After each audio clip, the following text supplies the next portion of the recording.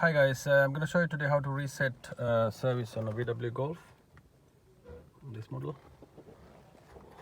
So to do that, press and hold this button and turn on the key. Basically turn off the key and press and hold this button and turn on the ignition. Okay, I'm going to do that. Sorry, I'm putting the phone down for a second. Yeah, press and hold and turn on the key.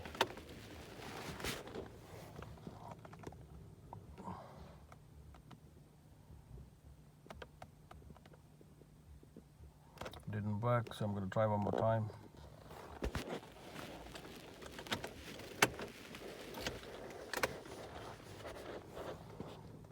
Okay, press and hold, and this one comes service reset, and then you press one more time. Okay, that's the service reset is done in your computer. But you got the inspection. This is inspection light, so don't mix it that. So if you go to your car computer, you can see service status.